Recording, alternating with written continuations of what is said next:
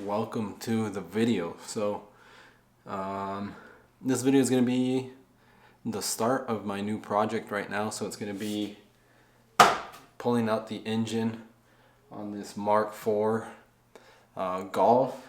It has a 2.0 engine in it, so it's going to be the first time that I ever do a project like this. So it's going to be fun. It's going to be a learning process. I'm sure it's going to take some time, but yeah, I'm going to be rebuilding the engine, pretty much everything inside the engine, pistons, rods, everything, bearings, everything. It currently has 230,000 miles on it. I'll be replacing the clutch as well. So yeah, it should be fun. I've been trying to look at videos on YouTube on how to do this. There really isn't one that shows like specific ways of doing it, so hopefully I can do a better job on recording the process, the project of this, so it'll be a learning process. And then if you guys have anything going on like this, or if you guys have a Golf like this and you guys want to do it on your own, maybe this video will help. But yeah, it's gonna be a fun project. Hopefully it doesn't take me too long. I want to get it done before the weather starts up again. It's been nice the last couple of days, so that's why I'm gonna get started on this. So yeah, just gonna drain the oil, drain the coolant.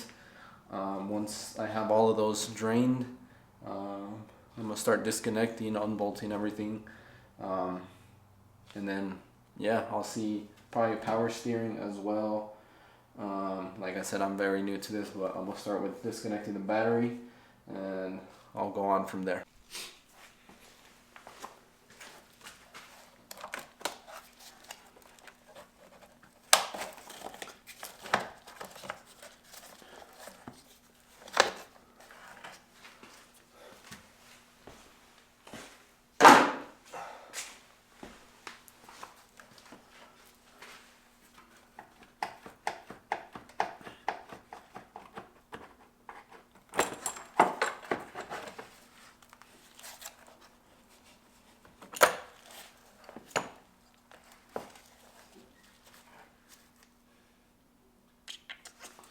So there is a bolt in there that's holding the battery in place. That's a 14 millimeter, so I just have to unbolt that. I already got the two unbolted, and then the battery should come out right away.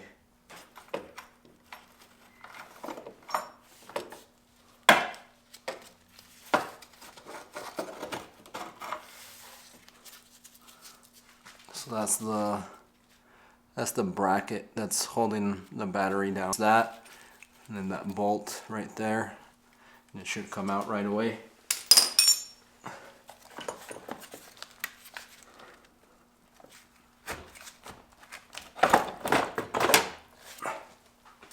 And then I'm just gonna try to keep everything together if I can. If it's not gonna be in the way, I'm just gonna try to keep everything together. So I'm probably gonna have to take this box out because it looks like it might be in the way of like the transmission, so I'll be taking this one out as well. Looks like there's 4 bolts in there. It's gonna be a 10 millimeter.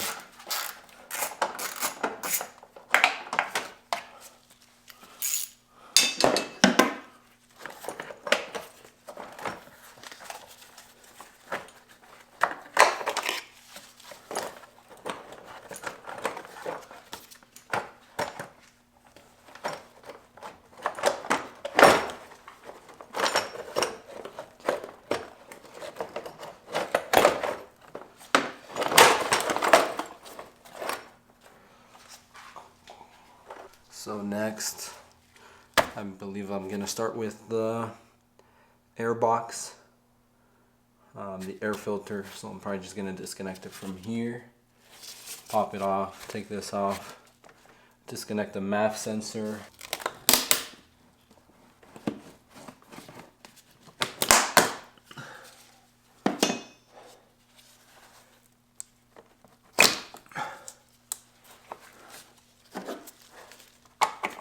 This one's a 10 millimeter also.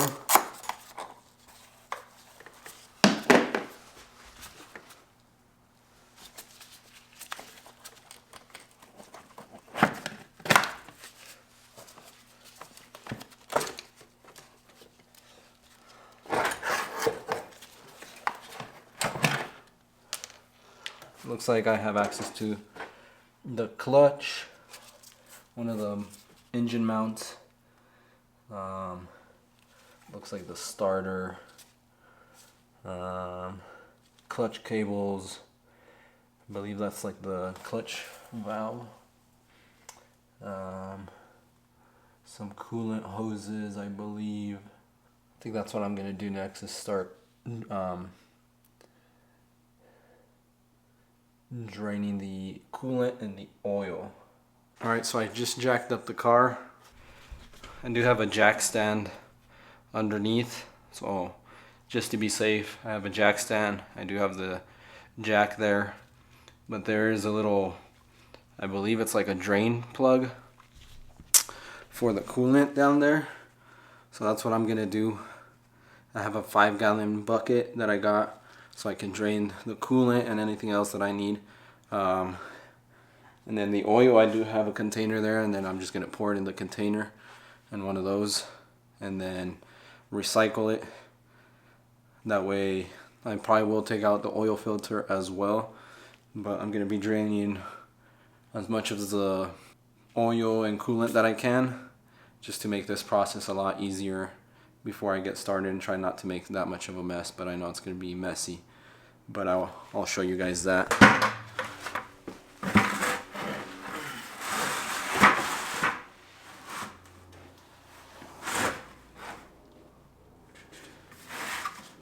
Smaller bucket. Alright, so I got a smaller bucket. I'm gonna be using this to drain the coolant, which I believe is here. That looks like coolant.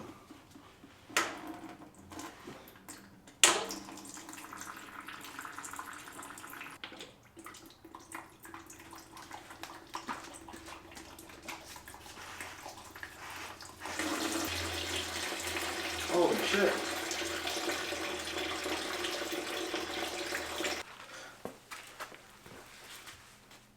So that indeed was the coolant. So it was flowing really slow, so what I did was open the cap where you add the coolant on top of the engine, just so there was airflow, and then that just allowed it to drain a lot faster. So I'm gonna let that drain because I know there's quite a bit of coolant in there. Once that's done, then I'll do the oil. So the coolant is drained, some of the oil, most of the oil is drained, so now I'm gonna use this to unscrew the oil filter and then keep draining most of the oil out. So we're making some good progress here. I'm probably gonna let that drain so I don't make that much of a mess. And then I'll just keep disconnecting hoses.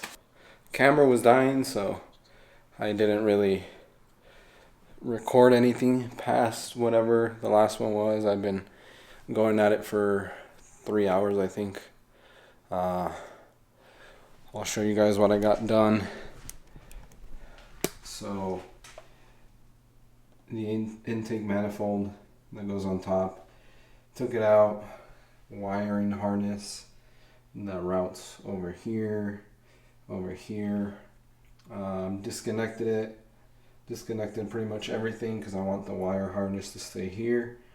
I kind of labeled stuff as best as I could.